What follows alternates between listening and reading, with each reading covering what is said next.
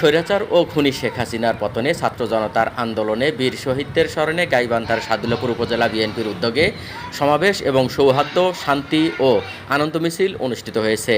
৯ August শুক্রবার বিকেলে উপজেলা শহরের পাইলট হাই স্কুল চত্বরে এ উপলক্ষে একটি বিশাল সমাবেশ অনুষ্ঠিত হয়।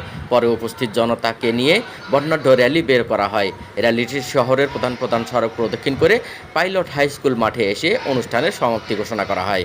উপজেলা বিএনপির আহ্বায়ক মোহাম্মদ শামসুল হাসান শামসুলের সভাপতিত্বে আয়োজিত অনুষ্ঠানে প্রধান অতিথি হিসেবে বক্তব্য রাখেন রংপুর বিভাগীয় সহ সাংগঠনিক সম্পাদক আব্দুল খালেক।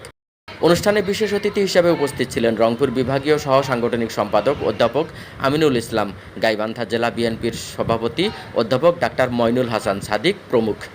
এছাড়াও উপজেলা ও 11টি ইউনিয়ন বিএনপি ও অঙ্গ সহযোগী সংগঠনের সকল পর্যায়ের নেতাকর্মীবৃন্দ এ সময় উপস্থিত ছিলেন। সবাই বক্তারা জালিম স্বৈরাচার শাসক শেখ হাসিনার পদত্যাগ ও দেশ ছেড়ে পলায়নে বাধ্য করায় বৈষম্য বিরোধী ছাত্র আন্দোলনের বীর ছাত্র সমাজের প্রতি কৃতজ্ঞতা প্রকাশ করে সকলকে মাঠে থেকে ষড়যন্ত্রকারীদের প্রতিহত করে সাধারণ মানুষের জানমালের নিরাপত্তা নিশ্চিত করে নিজ নিজ এলাকার শান্তি শৃঙ্খলা বজায় রাখার আহ্বান জানান। সেই সাথে দলমত নির্বিশেষে চলমান সংকট মোকাবেলায় প্রতিশোধ পরায়ণ না হয়ে সকলকে পুলিশের সব ত্রুটি ক্ষমা করে দিয়ে আইন শৃঙ্খলা রক্ষায় সহায়তা করার আহ্বান জানান এবং শহীদদের মাগফিরাত কামনা করেন।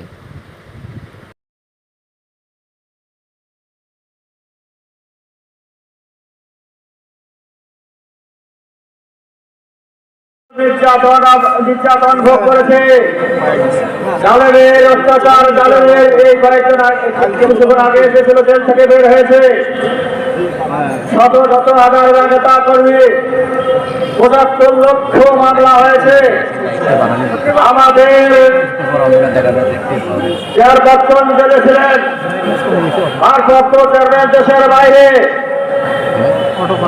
সব কিছুর পরেও ছাত্র জনতার আন্দোলনে এই সরকারের পতন হয়েছে। এই জন্য সকলে বলি আলহামদুলিল্লাহ, আলহামদুলিল্লাহ।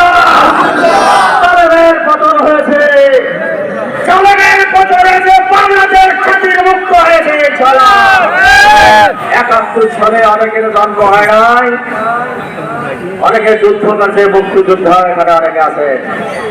যারা যুদ্ধ করেছে, দেশ স্বাধীন দেশের স্বাধীনতার সংগ্রামের ঘোষক ছিল শহীদ রাষ্ট্রপতি জিয়া রহমান। দেশ স্বাধীন করার পর যারা সরকারে ছিল তারা একতন্ত্র করেছিল, স্বৈরাচার করেছিল। এই জন্য পরবর্তীতে একটা কথা ছিল, এক রাতে গোষ্ঠী শেষ হয়েছিল না। এক রাতে থেকে যারা আগত সকল শ্রোতা ভাই এবং বোনেরা, আসসালামু আলাইকুম ওয়া রাহমাতুল্লাহ। আজকে প্রাণ ভরে জিজ্ঞেস করতে ইচ্ছে করছে, আমরা আপনারা সবাই কেমন আছি? সবাই কেমন আছি? তার একটি কারণ, একটি মাত্র কারণ, আমাদের বুকের ওপরে চেপে বসা হিমালয় পর্বতের চেয়েও ভারী এই অবৈধ ফ্যাসিবাদী বিশেষিত করার মতো আমার শব্দ জানা নেই। খুনি স্বৈরাচারী শেখ হাসিনার পতন এবং দেশ ছেড়ে পলায়ন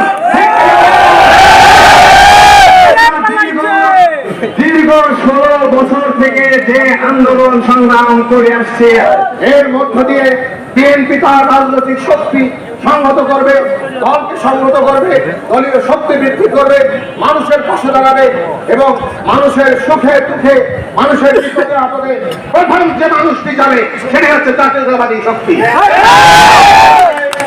আপনাদের সবাই কাছে আমি ওয়াদা নিয়েছি, আর কোন প্রতিহিংসা নয়, আর কোন প্রতিশোধ করার মতো নয়। আমরা মিলিত ঐক্যের মধ্য দিয়ে আমরা সেই শহীদ জিয়ার স্বপ্নের বাংলাদেশে গঠনের লক্ষ্যে আর যতটুকু পথ আছে সেই পথটুকু অতিক্রম করতে চাই।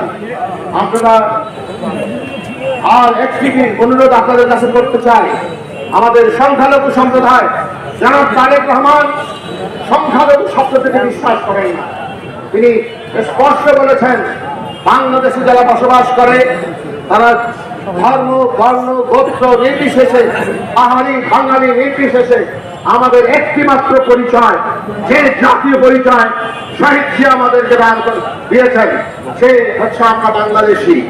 আমি যদি বলি একটা হিন্দু বলতে পারবে বাংলাদেশী, একটা মুসলমানের জন্য শব্দ প্রযোজ্য, পাহাড়ির জন্য প্রযোজ্য, আমরা সমতলে বাস করি তাদের জন্য প্রযোজ্য। এই জাতীয় পরিচয় দান করেছেন শহীদ রাষ্ট্রপতি জিয়াউর রহমান। এবং আমরা শহীদ জিয়াউর বিশ্বাস করতেন জাতীয় ঐক্য ছাড়া কোনদিন দেশ গঠন করা সম্ভব নয়। এই দেশ পরিচালনা করতে গেলে জাতীয় ঐক্যের ঘোষণা বিএনপির পক্ষ থেকে এসেছে, তারেক রহমানের পক্ষ থেকে এসেছে, মহাসচিবের মুখ থেকে জাতীয় ঐক্যের ঘোষণা দিয়েছে। আমরা একটি জাতীয় ঐক্য করতে চাই, জাতীয় ঐক্য করার মধ্য দিয়ে এই বাংলাদেশে আমরা পুনর্নির্মাণ করতে চাই এবং সেটি বিএনপির নেতৃত্বে একমাত্র রাজনৈতিক দল বিএনপি যারা এই কাজটি সুসম্পন্ন করতে হবে। সেই কারণে আপনাদের ধৈর্য চাই, আপনাদের শৃঙ্খলা চাই, আপনাদের একতা চাই, আপনাদের সাহস চাই, আপনাদের নির্ণয় পরিশ্রম চাই এবং দলীয় এবং আদর্শিক আনুগত্য চাই এবং নেতার প্রতি আনুগত্য চাই। এবং এই বলে আজকে এই আলোচনা সবাইকে সমাপ্তি ঘোষণা করছি।